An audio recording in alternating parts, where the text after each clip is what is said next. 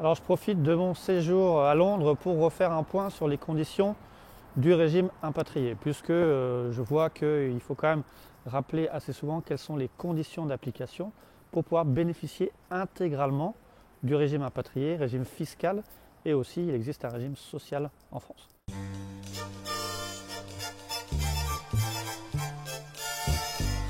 Donc les premières conditions qui vont vous faire rentrer dans le régime impatrié, c'est effectivement d'avoir été résident fiscal à l'étranger sur les 5 années civiles avant votre prise de fonction en France et également être recruté depuis l'étranger, donc typiquement par exemple depuis Londres ou faire l'objet d'une mobilité intragroupe.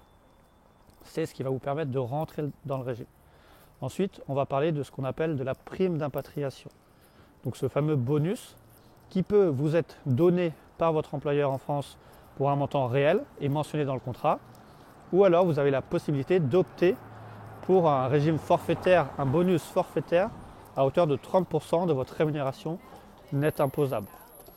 Et dans ce cas-là, il faut faire attention puisqu'il y a une limite qui sera que vous devez toujours être mieux payé qu'une personne dans votre entreprise avec des fonctions analogues, expérience similaire.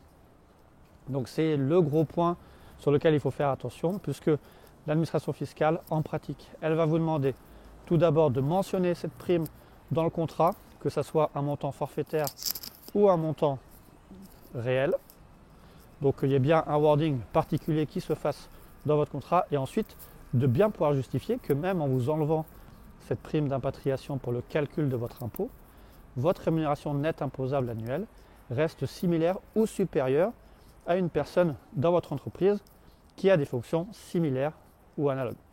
En sachant que vous pouvez faire un comparable par principe avec des salariés qui sont dans votre entreprise ou alors dans des entreprises similaires.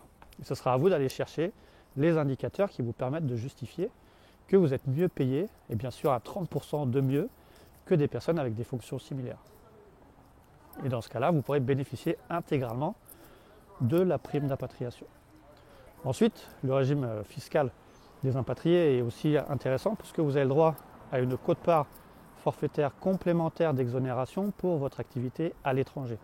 Donc plus vous allez passer de temps à l'étranger dans l'intérêt direct et exclusif de votre employeur, et plus vous aurez le droit à une exonération complémentaire déterminée au prorata de votre activité à l'étranger. Donc pensez-y, parfois ça vous permet d'aller beaucoup plus loin que ces 30% d'exonération. Tout en sachant qu'après il y a des limites globales, dont notamment la première qui est de 50% de votre rémunération nette imposable, qui va limiter effectivement la possibilité d'avoir une exonération totale de votre rémunération. Donc gardez en tête qu'il y a deux limites, dont la première limite qui est de 50% de la rémunération nette imposable.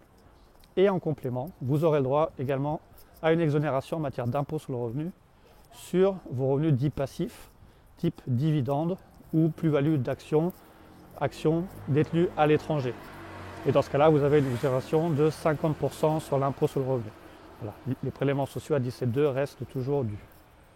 Et enfin, ça c'est la partie fiscale, vous avez aussi une partie sociale qui vous permet également de ne pas être assujetti aux cotisations retraite si vous payez plus de 20 000 € dans un autre produit de retraite en France ou à l'étranger. Donc là, il y a un gain qui peut se faire à la fois pour le salarié et aussi l'employeur qui permet effectivement, à partir du moment où vous aurez une rémunération souvent supérieure à 100 000 €, de pouvoir avoir une économie à la fois en matière fiscale, donc en matière d'impôt, mais aussi une économie sociale si vous allez mettre de l'argent dans un produit retraite spécifique, soit via votre employeur ou à 50% avec votre employeur et vous, ou soit vous à 100% en mettant plus de 20 000 € dans ces produits.